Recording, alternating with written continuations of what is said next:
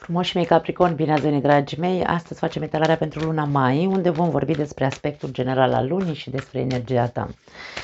Această etalare, bineînțeles, că este valabilă pentru toți cei care aveți soare, lună, ascendent sau Venus în Capricorn. Hai să vedem, vom lăsa cartea să iasă singură. Aspectul general al lunii mai pentru Capricorni. Să vedem... Nu vrea să iasă. Un pic de răbdare, vă rog, pentru că la această etalare vreau să iasă singură cartea. Ok. Avem verbul creator. Luna mai este despre a începe să creezi vorbind diferit. Da? Când vedem această carte sau acest mesaj, este vorba despre cu gura noastră ne creăm atât bine cât și rău în viața noastră. Ce alegi?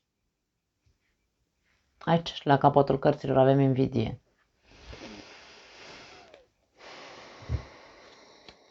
Ce înseamnă invidia asta?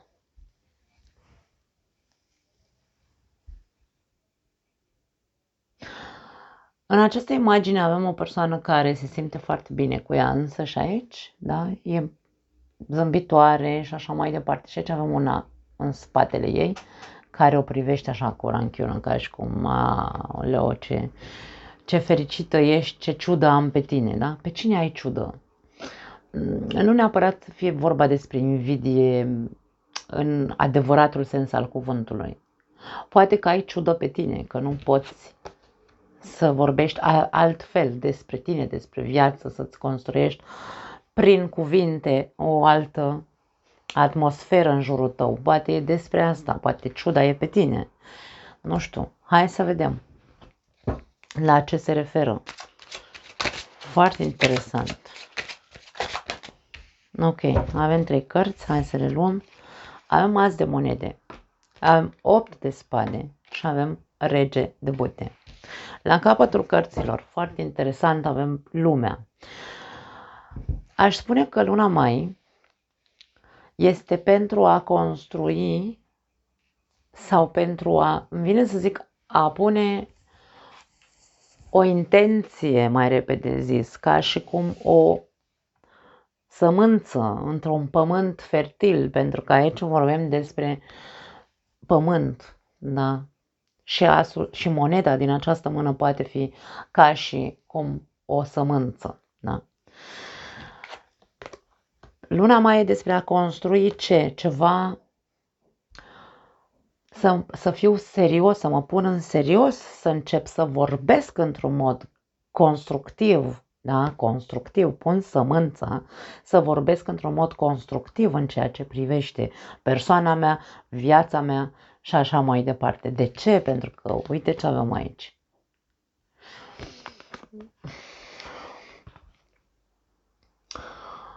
Avem un blocaj și blocajul ăsta îl vedem de foarte mult timp la Capricorni. Nu contează unde ai rămas blocat în viața ta, nu contează unde te simți legat la mâini și la picioare, cumva. Intenția serioasă din partea ta trebuie să înceapă să existe, începând cu această lună.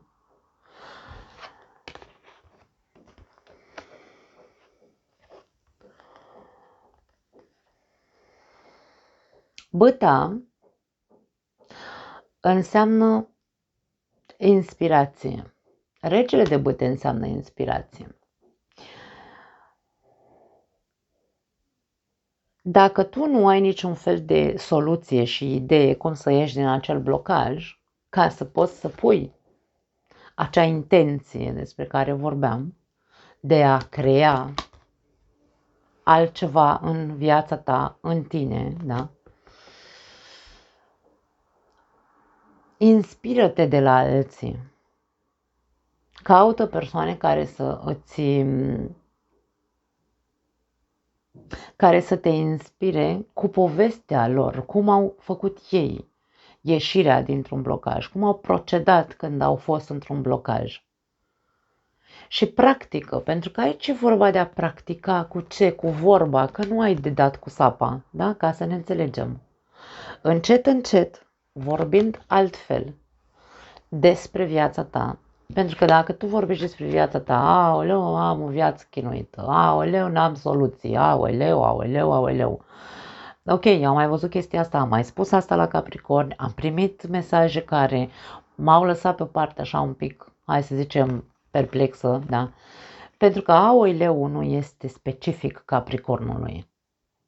Capricornul e o rocă dură, după cum am mai descris într-un alt material.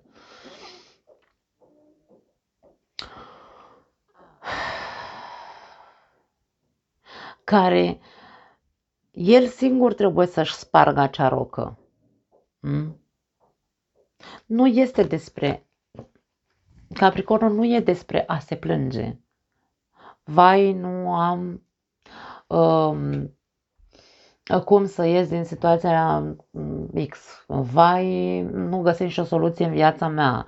Nu e despre văicăreală, Capricornul e despre a escalada orice obstacol se pune în cale. Punct. Asta este energia pozitivă a Capricornului. Da? Nu e despre văicăreală, despre asta. Aici închistat sau încrustat sau nu știu cum se bloca, da? Într-o mentalitate așa, e destructivă, pentru că nu te lasă să te miști, mentalitatea. Aici e despre a însămânța altceva în mintea ta. Încet, încet, nu trebuie să te grăbești și să faci, nu se face nimic de pe azi pe mâine. Da? Este despre a-ți spune o poveste constructivă.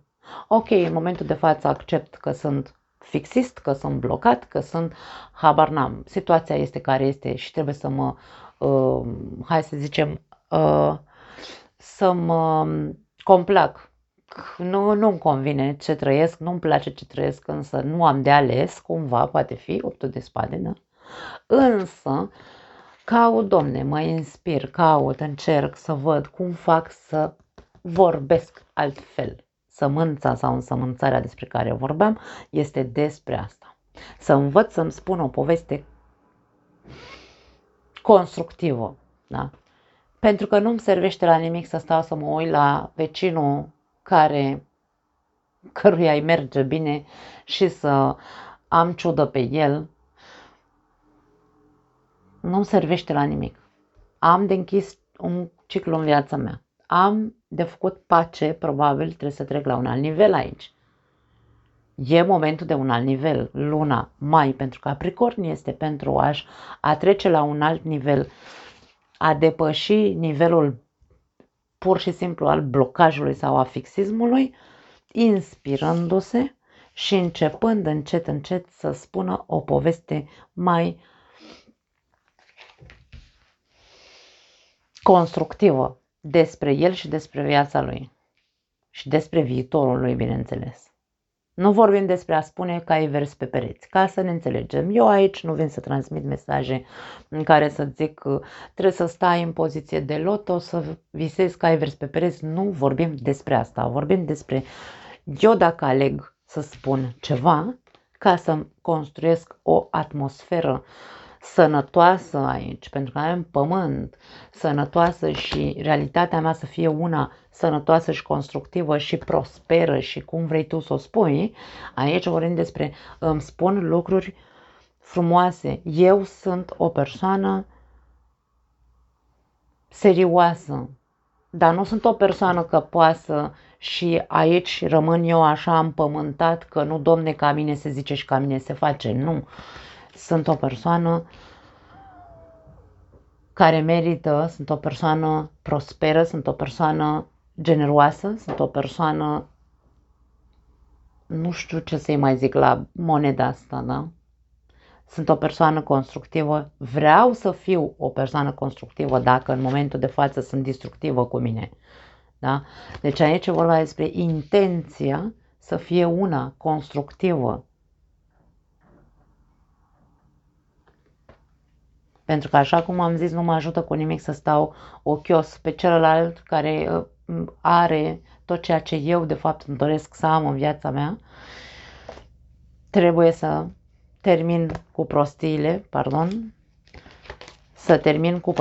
să închid un capitol din viața mea și să cresc și eu, să trec la un alt nivel, da?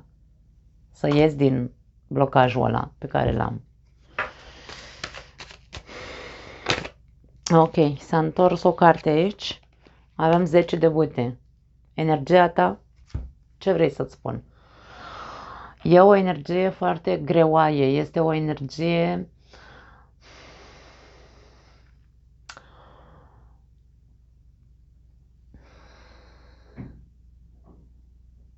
tensiunea este extremă, aș spune. Dar de ce? 10 de bâte este cartea celui care alege să se încarce cu tot felul de prostii în cârcă. Aici tu trebuie să fii conștient cu ce tâmpenii te-ai încărcat, care nu-ți servesc la nimic, pentru că nu-ți servesc la avans, la evoluție. Ce cari în tine, în memoria ta, în sufletul tău, în credințele tale, ce cari în tine, într-atât încât energia ta să fie atât de apăsătoare, încât tu să nu poți ajungi la un alt nivel. Ai multe lucruri în tine ca energie de care trebuie să te descotorosești. Eu știu că energia Capricornului este de responsabilitate, pentru că voi sunteți guvernați de Saturn. Saturn înseamnă responsabilitate, eu pot, eu vreau, eu am, eu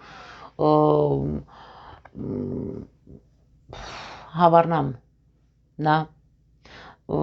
Eu trebuie. Aici responsabilitatea înseamnă eu trebuie să fac aia, trebuie să fac aia, trebuie să fac aia, ok. Însă, atât de multe trebuie,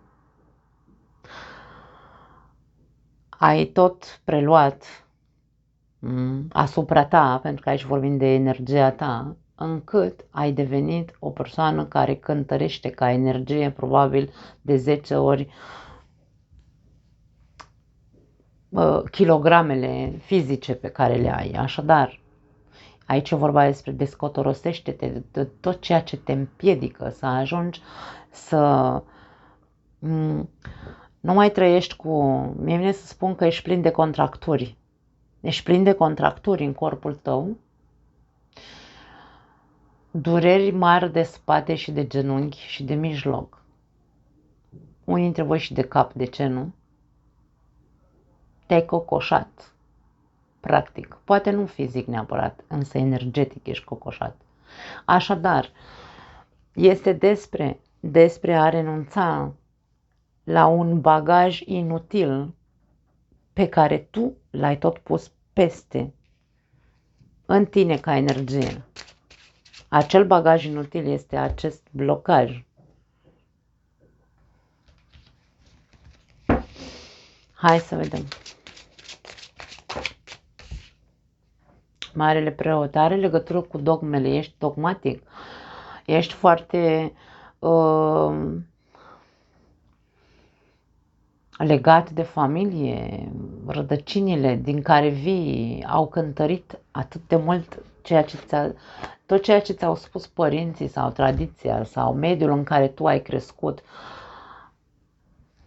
Cât la sută a avut sau mai are încă implicare în viața ta încât să-ți îngreuneze creșterea. Pentru că este cuvântul, aici e cuvântul religiei pentru unii dintre voi. Sunteți atât de legați de religie încât nu... Asta este greutatea pe care o duceți și nu puteți să ieșiți din țarcul religiei și să faceți lucruri, să acceptați că există viață și dacă te descotorosești de dogmele religioase, părinții, rădăcinile din care vii, pentru că Marele Preot ne vorbește de tradiție, ai preluat vorbele sau practicile, e ca și cum moștenirea de familie, pe cine e moștenit într-un mod, hai să zicem așa, poate în principiu inconștient, însă tu ai un comportament la fel ca, nu știu, tatăl tău, bunicul, habar n-am. Ce moștenire cari după tine, de care ar trebui să te descotorești și să nu uităm, da?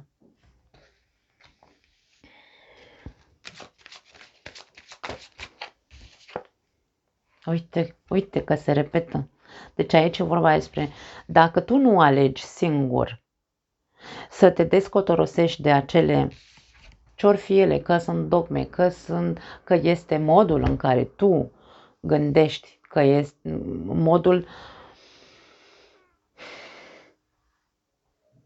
acea energie extraordinar de responsabilă. De aia vorbim de tradiție, nu neapărat tradiție ca dogmă sau ca religie, sau ca năravuri părintești, că se poate, da? Deci fiecare dintre voi trebuie să fie diferit, n-are cum să fie tot ceea ce zic pentru o singură persoană. Însă aici e vorba despre dacă eu sunt seriozitatea și responsabilitatea încarnată, să zicem așa, am o mare problemă. Este foarte ok, Doamne ferește că nu zice nimeni să nu fim responsabili, însă excesul de seriozitate, de responsabilitate, nu te duce nicăieri. Te ține, uite aici, într-o pușcărie, în singurătate, în lipsa liberului arbitru în care tu să zici aleg să trăiesc altfel. Da, ok, accept că sunt responsabil, însă responsabilitatea trebuie și ea tratată cu măsură, pentru că ce este în exces, indiferent că e bun sau că e rău în viața noastră sau în noi înșine, nu duce decât la blocaje, nu duce la nimic bun.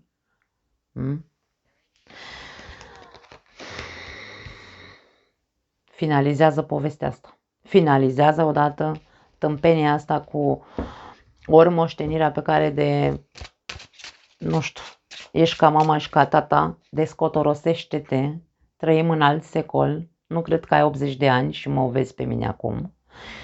Și sau pentru alții dintre voi descotorosiți-vă de acea mentalitate că așa trebuie să fii, Domne, responsabil, toată viața ta să fii responsabil și rigid. Avem rigiditate, de aia spun, cred că corpul tău dacă îl înțepi cu acul, nici nu simte, da? Așadar, ieși de acolo odată, ți se spune, e a doua oară când se arată cartea Lumea. Mai vreau o carte.